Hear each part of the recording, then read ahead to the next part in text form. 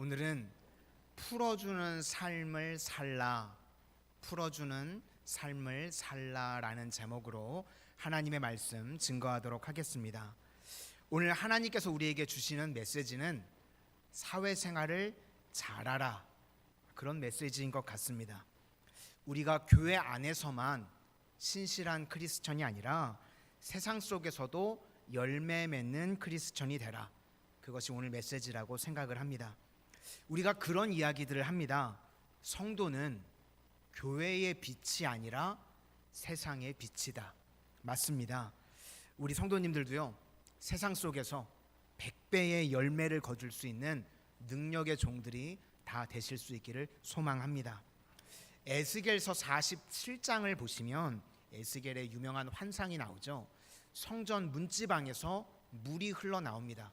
교회에서부터 물이 시작이 되는데 처음에는 발목, 그 다음에는 무릎, 허리, 그리고 헤엄칠 정도의 물이 됩니다. 그런데 이 물이 흘러가는 곳마다 죽었던 것들이 살아나는 환상을 보게 됩니다. 에스겔 47장 9절 말씀에 이 강물이 이르는 곳마다 번성하는 모든 생물이 살고 또 고기가 심이 많으리니 이 물이 흘러 들어가므로 바닷물이 되살아나겠고 이 강이 흐르는 각처에 모든 것이 살 것이며 또 이 강가에 어부가 설 것이니, 우리가 어부라는 것입니다. 많은 것을 거두어낼 수 있는 존재가 된다는 것입니다. 오늘도 우리 성도님들이 접하는 모든 곳에 생명이 살아나는 역사가 임하게 되시기를 바랍니다. 그래서 내가 있는 우리 가정에서, 우리 직장에서, 우리 학교에서 죽었던 것들이 살아나는 은혜의 역사가 임하게 되시기를 축원합니다. 율법은 세 가지 종류가 나오는데 첫 번째, 이 모법에 해당되는 것이 출애굽기 20장에 나오는 십계명입니다. 그리고 오늘부터 이제 나오는 21장부터 23장까지는 사회법, 그리고 25장부터 31장까지는 예배법입니다. 그러면 이 사회법을 우리가 해석할 때 핵심이 무엇인가 하면 핵심 가치를 알아야 된다는 것입니다. 가치를 알면 다 풀리게 된다는 겁니다. 두 가지 가치인데 첫 번째는 1계명입니다. 내 앞에 하나님을 두라. 그게 우리 첫 번째 가치고, 두 번째는 살리는 자가 되라. 무슨 일을 하든지요, 살리는 것을 목적으로 삼으라는 것입니다. 우리가 이 두 가치를 붙든다고 그러면 3500년 전에 기록된 말씀이지만 지금도 우리 삶 속에 그대로 적용할 수 있다고 생각을 합니다. 그런데 보통 이 사회법을 비판하는 사람들이요, 그런 이야기를 합니다. 율법과 이방법이 별 차이가 없다는 겁니다. 특별히 3500년 전 모세의 율법이 있기 이전에 함무라비 법전이요, 바벨론에 있었습니다. 그래서 함무라비 법전에 있던 거 이거 베낀 거 아니냐, 그렇게 이야기를 합니다. 특별히 동해 보복법, 이에는 이, 눈에는 눈, 이게 함무라비 법전에 나옵니다. 그러니까 이것 봐라, 함무라비 법전에 있는 내용 이거 성경에 있는 건 아니냐, 그러니까 순서대로 봤을 때 성경이 베낀 거니까 이거 오리지널이 아니다, 이렇게 이야기를 하는 사람들이 있습니다. 그런데요, 이게 겉으로 볼 때는 똑같이 보이는데요, 본질이 다르다는 겁니다. 예를 한 가지 든다 그러면 민수기 5장 21절 이하에 보시면 의심 해소법, 이런 게 나옵니다. 다시 말해서 남편이 좀 쪼잔한 거예요. 소심해가지고 아내에 대해서 의심하는 겁니다. 아내가 탈선을 한 것 같다, 이렇게 의심을 하는 경우 심증은 있는데 물증이 없는 거죠. 그때 혼자서 괴로워하지 말고 이것을 풀어주는 방법이 무엇인가, 율법이요, 이렇게 이야기합니다. 남편이 그 아내를 데리고 제사장에게 나오라는 겁니다. 그러면 제사장이 제사를 드리고 남은 이 잿가루가 있죠, 그 잿을 물에다가 타가지고 그 여인에게 먹이랍니다. 그러면 죄가 있으면 죽을 것이고 죄가 없으면 죽지 않을 거라고 이야기를 합니다. 민수기 5장 22절 말씀을 제가 읽어드리겠습니다. 이 저주가 되게 하는 이 물이 내 창자에 들어가서 내 배를 붓게 하고 내 넓적다리를 마르게 하리라 할 것이요 여인은 아멘 아멘 할지니라. 한번 생각해 보시기 바랍니다. 지금 우리 바닥에 있는 이 먼지 티끌을요 제가 집어가지고요 물컵에다가 집어넣습니다. 그래서 잘 저어가지고, 물론 좀 더럽겠죠. 표정들이 되게 더러워 보이는 표정들을 지으시는데 물론 삼다소보다는 더럽습니다. 그런데 바닥에 있는 이 재를 제가 물속에 타가지고 우리 성도님들을 드시게 하면 그거 드시고 죽을까요? 안 죽을까요? 안 죽죠. 우리 인간 그렇게 쉽게 안 죽습니다. 기분이 더러워 죽을지는 모르겠지만 그 물 마신다고 죽지 않겠죠. 그러니까 이건 무슨 뜻인가 하면 사람은 속일 수 있지만 하나님은 속일 수 없다. 취지가 무엇인가 하면 양심과 신앙에 호소하는 겁니다. 그래서 의욕을 해소하는 쪽으로 가라. 물론 죽을 수도 있습니다. 하나님이 죽이려고 하시면 죽겠죠. 그런데요, 그건 죽으면 기적입니다. 여기서 목적이 무엇인가? 살리려고 하는 것이 목적입니다. 의심을 해소하는 것이 목적입니다. 그러니까 율법이 이렇다는 겁니다. 우리가 똑같은 행동을 해도요 살리고자 하는 것이 목적이라는 것입니다. 그런데 이 동일한 것이요 함무라비 법전에 나오는데, 의심하는 사람이 왔을 때 똑같이 하는데 여기는 뭘 먹이는가? 율법에는 재를 뿌른 물을 먹인다고 그러죠. 함무라비 법전에는요 독약이 든 물을 마시게 하랍니다. 결백하다고 그러면 안 죽을 것이고 그렇지 않으면 죽을 것이다. 이 물을 마시면 죽습니까? 안 죽습니까? 죽겠죠. 네. 이거는 목적이 살리고자 하는 것이 아니라 죽이고자 하는 것이 목적이고요. 이건 사는 게 기적입니다. 똑같은 내용인데 지금 목적이 다릅니다. 의욕을 해소하고 살리는 것이 목적인 것이 율법인데 세상은 그렇지 않죠. 죽이고자 하는 게 목적이고요. 그렇게 디자인을 하는 겁니다. 그러니까 이게 똑같은 것일 수 없다는 것입니다. 그래서 우리는요 율법 정신을 가지고 이 땅을 살아갈 때 살리는 자가 되어야 되고 의욕을 해소하는 자가 되어야 된다는 것입니다.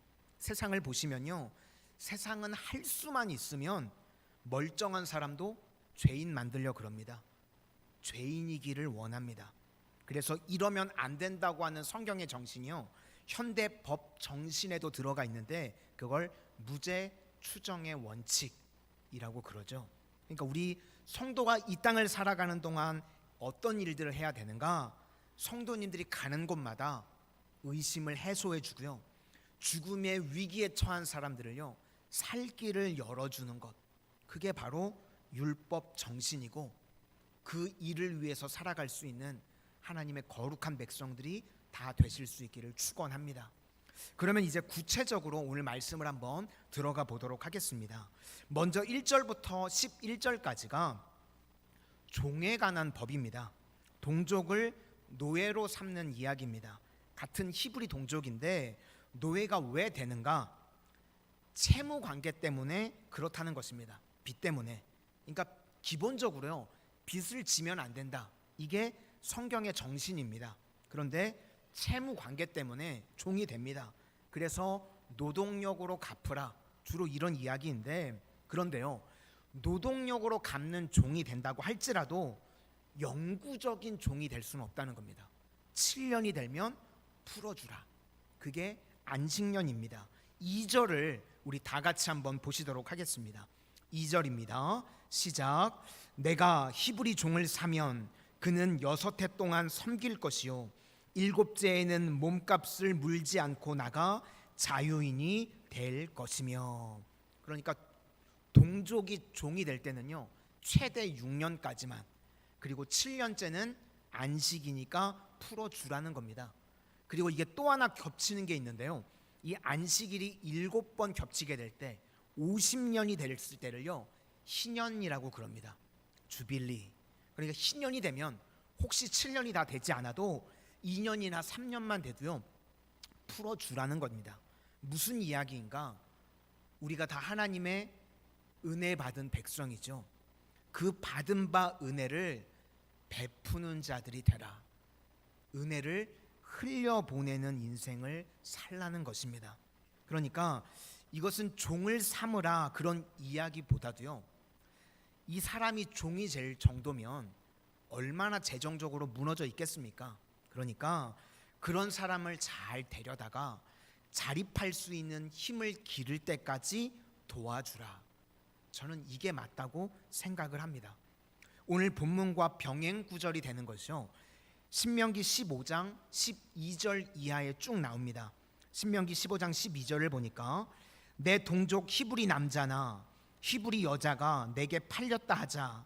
만일 6해 동안 너를 섬겼거든 7째 해에 너는 그를 놓아 자유롭게 할 것이요. 똑같은 이야기죠. 그리고 13절에 그를 놓아 자유롭게 할 때에는 빈손으로 가게 하지 말고, 그냥 풀어주는 게 아니라요, 빈손으로 가게 하지 말랍니다. 그러면서 14절에 내 양무리 중에서와 타작 마당에서와 포도주 틀에서 그에게 후히 줄지니 곧 내 하나님 여호와께서 내게 복을 주신 대로 그에게 줄지니라. 우리가 하나님께 은혜를 받았으면 후히 줘서 보내야지 빈손으로 보내지 말라는 것입니다. 그러면서 15절에 이유를 설명합니다. 너도 과거에 애굽의 종되었던 것을 기억하라.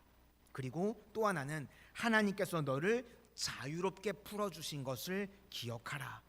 그러니까 우리도요 받은 대로 하는 겁니다. 우리가 종 되었는데 하나님께서 해방시켜 주셨으니까 우리도요 해방시켜 주는, 풀어주는 인생을 살라라는 것입니다. 우리가 다 은혜 받은 자들이죠. 그래서 받은 은혜만큼 우리가 또 해야 될 일이 무엇인가? 우리도 풀어주고 빈손으로 보내면 안 되고 늘 무엇을 기억해야 되는가? 나도 과거에는 종이었는데 그런데 하나님께서 해방시켜 주셨지. 그래서 나도 주위에 있는 사람들을 해방시켜 주는 존재가 되어야 된다는 것입니다. 그래서 그 다음에 원리가 나오는데, 단신으로 왔으면 저처럼 단신 말고요, 혼자 왔으면 보낼 때 혼자 보내주고, 또 가족이 같이 왔으면 가족도 같이 보내주랍니다. 그런데 올 때는 남자가 혼자 단신으로 왔는데 주인이 결혼을 시켜준 거예요.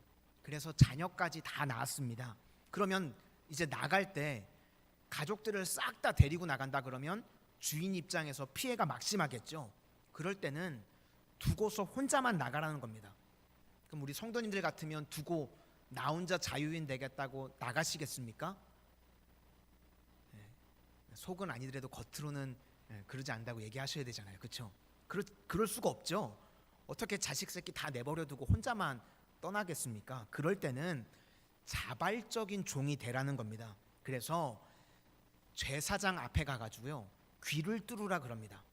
우리 여자 성도님들 귀걸이 한다고 귀에 구멍들을 뚫으시죠? 그게 사실은요 다 종이 되었다 그런 뜻입니다. 그래서 미용실 가셔서 구멍 뚫으셨으면 미용실의 종이 되신 거예요. 예배 끝나면 그 미용실 찾아가서 머리도 좀 쓸어주고 이렇게 하셔야 돼요. 난 종이 됐다 그런 뜻이거든요. 그래서 제가 오늘 설교 준비하면서 그런 생각을 해봤습니다. 저희 교회도 귀 뚫는 전문가를 좀 두었다가 1년에 한 차례씩 귀를 좀 뚫어드릴까. 귀를 뚫어드리고 저는 하나님의 종이 됐습니다 이러는 거죠. 그러니까 원래는요 예전에는 함부로 귀를 뚫지 않았습니다. 귀를 뚫으면 종이라는 의미니까. 사도 바울이 이걸 어떻게 인용을 했는가? 고린도전서 9장 19절 말씀을 보니까 스스로 내가 모든 사람에게 종이 되었답니다. 왜 그런가? 더 많은 사람을 얻고자 함이라. 그러니까 내가 많은 영혼을 얻기 위해서 내가 스스로 종이 되었습니다. 나는 주님의 종입니다. 그런 식으로 사도 바울이 표현을 합니다. 우리 성도님들도 종이 돼도요 절대로 사람의 종이 되지 마시고 하나님의 종이 되실 수 있기를 축원합니다. 그래서 바울과 같이 자발적인 종이 돼서요, 다른 사람들을 해방시키는 종이 된다 그러면 그게 바로 복음 전도자의 삶입니다. 이런 것들이 어디서 나오는가? 이 뿌리가 되는 것이요, 하나님의 성품에서 나오는 것입니다. 우리가 하나님의 형상대로 지음을 받았다 그러면 그게 무엇인가 하면 하나님의 성품을 회복하는 것입니다. 헨리 마틴 선교사가 뭐라고 이야기를 했는가?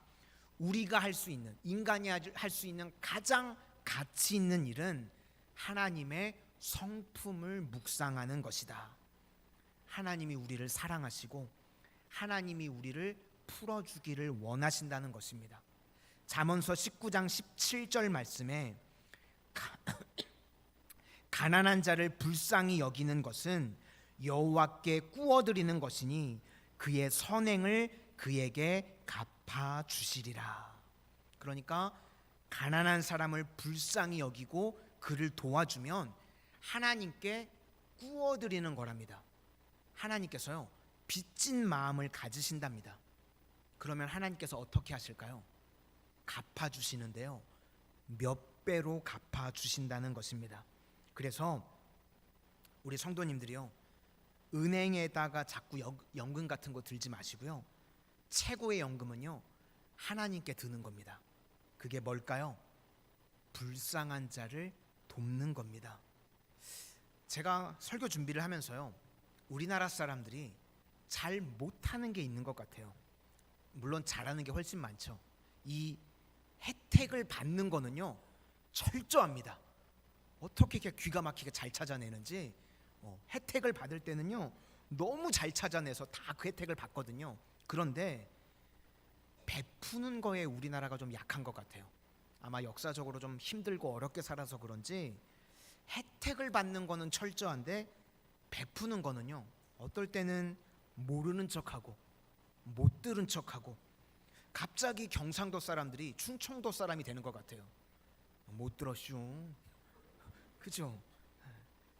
우리가요, 후원하고 하나님께 헌금하고 구제하고 이런 것에 1순위가 되는 것, 그런 게 중요하고 필요하다는 것입니다. 언젠가 제가 산타클로스 이야기를 드렸던 적이 있는데요, 인간의 성숙의 3단계, 이걸 산타클로스로 이야기를 할 수 있다고 그랬습니다. 1단계, 산타클로스를 믿는다. 어렸을 때는 다 믿죠. 그리고 2단계, 산타클로스를 안 믿는다. 초등학교 고학년만 돼도 산타클로스를 안 믿습니다. 근데 여기서 끝나는 게 아니라 3단계가 있습니다. 마지막 3단계, 내가 타인에게요 산타클로스가 되는 것입니다. 산타클로스가 된다는 게 무엇입니까? 상대가 상상하는 것보다 훨씬 더 많이 주는 겁니다. 이번에 우리가 국내 선교지를 다녀왔는데 제가 우리 성도님들께 진심으로 감사를 드립니다. 많이 이렇게 이름도 없이 빛도 없이 섬겨주신 것에 그 모습에요, 진심으로 제가 은혜를 많이 받고 너무 감사했어요. 앞으로 계속 우리가 선교지를 향해서 나아갈 텐데 거기가 생각하는 것보다 정말 한 10배 정도는 넘게 더 드렸으면 좋겠습니다. 그래서 우리 성도님들 인생이요, 풍성한 인생이 되셔서 누군가의 산타클로스가 되어주실 수 있기를 바랍니다. 그래서 상상하는 거에 0이 하나 더 붙도록, 이게 복음 정신이고요, 이게 율법 정신입니다. 이렇게 살아가는 것이 꼭 필요하다는 겁니다. 우리 성도님들은요, 제발 인색하지 마시기를 바랍니다. 그러면 인색하면요, 어떤 사람에게는 평생 그게 상처가 되고요, 잊혀지지가 않습니다. 저도 목회를 하면서 쭉 뒤돌아보니까 선의를 베풀어 주신 분들이 계시죠. 정말 평생 잊을 수 없는 분들이 계십니다. 감사한 분 모습들이 떠올라요. 그런데 반대로 인색하고 옹졸해서 평생 잊을 수 없는 분들도 있습니다. 평생 간증거리를 만들어 주시려고 일부러 그런 건지는 모르겠지만 그렇게 기억되지는 마시기를 바랍니다. 저분은 인색한 사람, 옹졸한 사람. 우리가 인색하지 않고요, 은혜를 베풀고 살아가면 우리 사회 안에서도요, 끔찍한 일들이 사라지게 됩니다. 여기저기서 왜 끔찍한 일들이 자꾸 벌어지는가? 인색하기 때문에 그렇습니다. 어떤 사람이 코너에 몰리게 되면요, 끔찍한 일들이 벌어지게 됩니다. 옹졸하면, 인색하면 이런 일들이 벌어지게 된다는 겁니다. 바라기는 우리 마산 성은교회 성도님들은요, 베푸는 인생을 살아가실 수 있기를 축원합니다. 조선시대에 이 유교주의 사회에서도요, 베푸는 것이 중요한 가치라는 걸 알았던 것 같습니다. 그래서 거기 뭐가 있는가 하면 식객이라는 말 들어보셨습니까? 식객. 우리가 뭐 허영만의 만화 식객으로 유명하죠. 이 식객의 원래의 뜻이요, 세력이 있는 대감댁이 있습니다. 그럼 돈이 많겠죠. 그러면 아무 이유 없이 집에 와서 놀고 먹는 사람들이 있습니다. 그걸 식객이라고 불렀습니다. 다만 이제 잠재력은 있는 사람들인데 보통 한 대감댁 같으면 20명에서 30명 정도를 식객으로 그냥 먹여줬답니다. 기록에 보면요, 3,000명까지도 식객을 두었던 사람이 있답니다. 우리 성도님들 안 놀라는 게 제가 더 놀라워요. 하루에 3,000명을 아침, 점심, 저녁 먹이려 그러면요, 이거 보통 아니거든요. 그러니까 이런 스케일이 틀린 사람이 있었다는 거예요. 그 시대에도. 그런데요, 누구나 인생에 위기의 순간이 오죠. 누구나 인생의 위기의 순간이 오는데, 그러면 식객 가운데 다 자기 전문성이 있을 거 아닙니까? 반드시 도움이 되는 순간이 온다는 것입니다. 그러니까 성경에서 자기 동족, 이 노예를요, 종으로 여긴 게 아닙니다. 굳이 말한다 그러면 식객같이 여긴 거예요. 자립을 해서 기반을 닦을 때까지 내가 도와주겠다. 6년 동안 부려먹겠다, 그런 게 아니라요, 자립을 기반할 수 있는 시간을 만들어 주도록 생각을 했다는 겁니다. 그리고 바로 이런 것이 성도의 모습이라는 것입니다. 우리 성도님들은 내 주변에 있는 사람들을 세워줄 수 있는, 살릴 수 있는 그런 믿음의 종들이 다 되실 수 있기를 축원합니다. 그 다음은 살인 문제인데, 이것은 고의성이 기준입니다. 12절부터 14절까지인데 숨어서 계획적으로 고의적으로 죽이면 이건 절대로 용서가 안 됐습니다. 그런데요, 우리가 살아가다 보면 실수로 죽일 수가 있죠. 내 의도와 상관없이. 그럴 때는 이제 뒤에 나오는데 도피성 제도를 하나님께서 만들어 주십니다. 이스라엘에는 총 6군데의 도피성을 뒀는데 가까운 도피성으로 도망칠 수 있도록 길을 마련해 준 것입니다. 그래서 도피성에 들어가면 손을 못 대는데, 그렇지만 고의성이 입증이 되면 도피성에 들어가도 끌어내서 죽이라는 겁니다. 그러니까 도피성에 들어갈 때 고의성이 없어야 되는 것이 핵심입니다. 그리고요, 성경은 소망이 없는 제도를 만들지 않습니다. 뭐든지요, 소망을 두게 만드는 거예요. 도피성 안에 들어가면 이제 평생 죽을 때까지 거기에만 있어야 되는가? 그렇지 않습니다. 도피성이 들어갔을 때 그 안에 당대의 제사장이 죽을 때까지, 그 제사장이 죽으면 도피성에 나오더라도 손을 대면 안 됩니다. 자유의 몸이 되는 겁니다. 그렇게 제도를 하나님께서 만들어 주셨습니다. 그러니까 도피성에 들어갔는데 대제사장이 너무 젊으면 싫어하겠죠. 저거 언제 죽나, 볼 때마다, 대제사장 볼 때마다 저거 언제 죽나 그럴 거 아닙니까? 그런데 도피성에 들어갔더니 늙은 대제사장이 있습니다. 그럼 감사하겠죠. 곧 가시겠구나, 곧 가시겠구나, 소망을 갖게 된다는 겁니다. 그 내용이 민수기 35장 28절에 나오는데, 살인자가 대제사장이 죽기까지 그 도피성에 머물러야 할 것임이라. 대제사장이 죽은 후에는 그 살인자가 자기 소유의 땅으로 돌아갈 수 있느니라. 그러니까 성경의 제도는요, 항상 희망을 주는 겁니다. 우리 대제사장이 늙었으니까 곧 가시겠지, 가시겠지. 저 보면서 그렇게 기도하시면 안 돼요. 곧 가겠지. 저는 아직 안 갑니다. 그죠? 그렇게 제사장이 돌아가시면 해방이 됐다는 거예요. 그러니까 성경에서 말하는 모든 제도는요, 종신, 연구이 이런 거 없습니다. 항상 희망을 주고요, 풀릴 수 있는 가능성이 있는 제도를 만들었다는 것입니다. 그리고 15절부터 17절까지는 부모에 관한 이야기인데, 부모를 때리거나 저주하는 자는 죽여버리라는 겁니다. 왜냐하면 부모는요, 하나님의 대리인으로 여겼기 때문에 그렇습니다. 요즘 같으면 죽일 놈들 많죠. 부모 욕하고 문 쾅 닫고 나가. 그러면 옛날 같았으면 다 돌로 쳐서 죽였어야 돼요. 생각해보니까 저도 옛날에 죽었겠더라고요. 아, 사춘기 때 죽었겠구나 이런 생각이 듭니다. 또 하나가 납치, 인신매매인데 이것도 살인과 똑같이 여겼다는 겁니다. 16절도 한번 보시도록 하겠습니다. 16절입니다. 시작. 사람을 납치한 자가 그 사람을 팔았든지 자기 수하에 두었든지 그를 반드시 죽일지니라. 그러니까 살인죄와 똑같이 여긴 게 세 가지죠. 살인, 부모를 때리거나 저주한 자, 그리고 인신매매. 이건 똑같이 살인죄와 같이 다뤘다는 겁니다. 그러니까 인신매매가 이렇게 무서운 건데요, 요셉의 형들이 요셉을 팔지 않았습니까? 그럼 이건 사형에 해당되는 죄였습니다. 근데 요셉이 자기 형들을 용서했죠. 살인죄를 용서해 준 것과 똑같은 것입니다. 가룟 유다도 예수님을 팔았습니다. 이거 살인죄라는 거예요. 그런데 얼마에 팔았죠? 은 30. 다음 주에 나오는데요, 종의 값이 은 30세겔입니다. 그러니까 예수님은 스승인데 은 300세겔도 아니라 노예 가격으로 팔아버렸다는 겁니다. 그러니까 이 가룟 유다는 정말 나쁜 인신매매범이라는 것입니다. 우리 성도님들도 잊지 마시기를 바랍니다. 살인은 나쁜 거죠. 부모를 공경하지 않는 것도 나쁜 것입니다.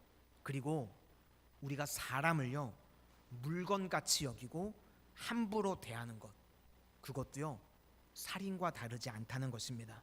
우리는요, 사람을 사랑하고 물건을 사용해야 됩니다. 그런데 이 땅을 살아가는 동안 반대로 할 때가 많이 있습니다. 물건을 사랑하고 사람을 사용합니다. 그러면 하나님 보시기에 가증한 모습이고요, 그런 인생은 무너지게 된다는 것입니다. 예수님께 한 율법사가 와서 묻습니다. 어떤 계명이 큽니까? 예수님께서 두 가지 말씀하시죠. 마태복음 22장 36절 이하에 하나님을 사랑하고 이웃을 사랑해라. 이것이 온 율법과 선지자의 강령이다. 이것이 율법 정신이다. 그런 뜻입니다. 최고로 중요한 것은요, 죽이고 안 죽이고 그게 아니라 사랑으로 살아갈 때 최고가 될 수 있다는 것입니다. 우리가요, 세상의 법과 율법의 차이가 있습니다. 율법은 하나님의 성품에서 나온다는 것입니다. 하나님의 성품은요, 사랑입니다. 그 사랑으로 우리 성도님들도 가는 곳마다 영혼을 풀어주고 영혼을 살릴 수 있는 하나님의 신실한 종들이 다 되시기를 주의 이름으로 축원을 드립니다.